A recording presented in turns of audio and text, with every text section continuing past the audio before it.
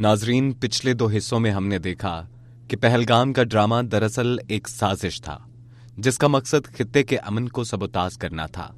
लेकिन भारत ये भूल गया था कि पाकिस्तान की सरहदों पर निगहबाने वतन पूरी तरह बेदार हैं। पहलगाम का झूठा इल्जाम पाकिस्तान के सब्र का इम्तिहान था, मगर जब सब्र की हदें खत्म हुई तो बुनियानुम मरसूस का वो फैसला कुन मरहला आया जिसने दुश्मन के गरूर को खाक में मिला दिया। भारत अपने पागलपन और जाहिरियत के जरिए और अपनी मकारी के जरिए पूरे खित्ते को एक ख़तरनाक जंग की तरफ धकेल रहा है। हम सिर्फ उसको ये कहना चाहते हैं कि ना हम तुम्हारी ताकत, ना तुम्हारी मकारी और तुम्हारी जाहिरियत से मरूब होने वाली कौम है। Now you just wait for our response.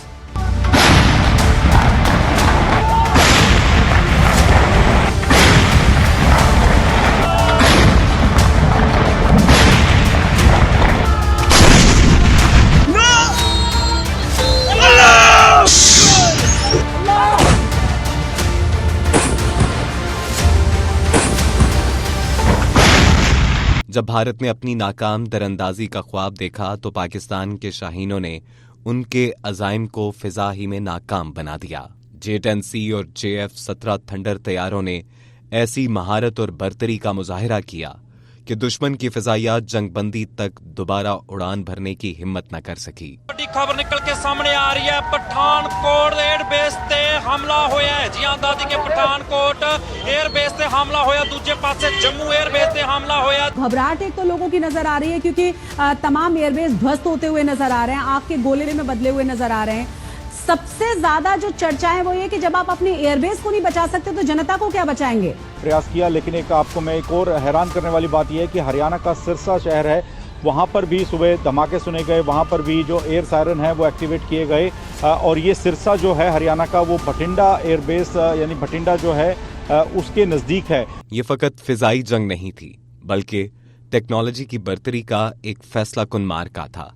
Pakistan ने अपनी फतह 1 और फतह 2 मिसाइल सीरीज का मौसर इस्तेमाल करते हुए दुश्मन के मुतअद्दिद एयरबेसेस को निशाना बनाया। अंबाला, पठानकोट, उधमपुर, श्रीनगर, भोज, नालिया, भटिंडा, हरनाला, हलवार और अवंतीपुरा जैसे अहम मराकज़ पाकिस्तान की ज़र्ब के सामने ठहर न सके। खास तौर पर उधमपुर एयरबेस पर शदीद नुकसान पहुंचाया गया, जबकि उधमपुर और भोज में नस्ब S-400 air defence system Pakistan के हमलों के सामने कबाड़ बन गया। Today is 10th May 2025 and this is a smashing response to a coward enemy and it will inshallah continue. Nara Takbir! Allahu Akbar!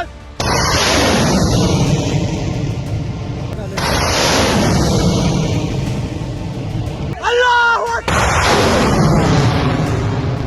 We have given a strong punch to our coward enemy. Pakistan's response was a textbook demonstration of integrated tri-services jointness enabled by real-time situational awareness, network-centric warfare capabilities and seamless multi-domain operations.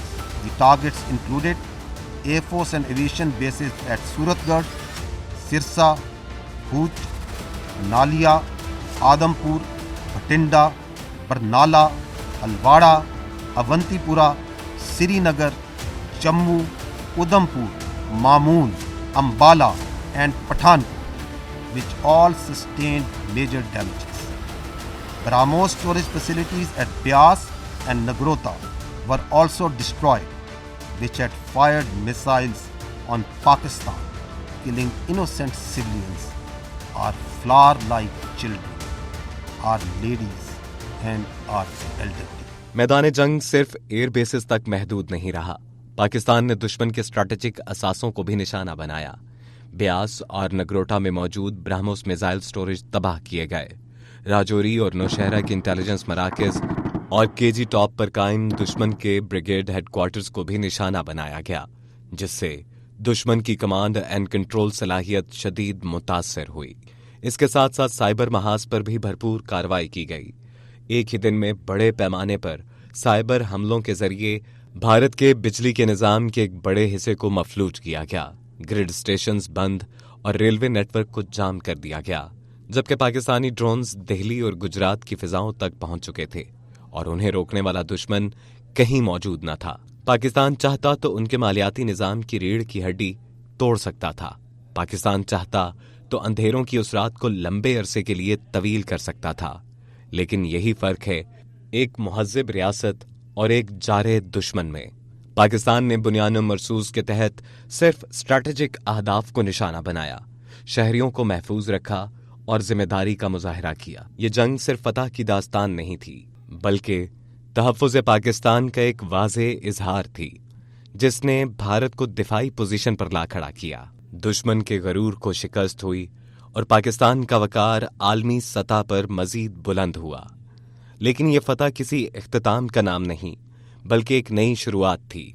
जब जंग का शोर थमा तो दुनिया ने एक बावकार और पुरअज़्म पाकिस्तान को उभरते देखा। इस शानदार फतह के बाद वो लम्हात क्या थे, वो तशक्कुर का दिन कैसे मनाया गया और वो कौन सी सफारती और अस्करी कामयाबियां थीं जिन्होंने हमें आलमी उफक पर एक नुमाया मुकाम अता किया। देखिए मार्का हक का चौथा और आखिरी हिस्सा सिर्फ दलील डिजिटल पर।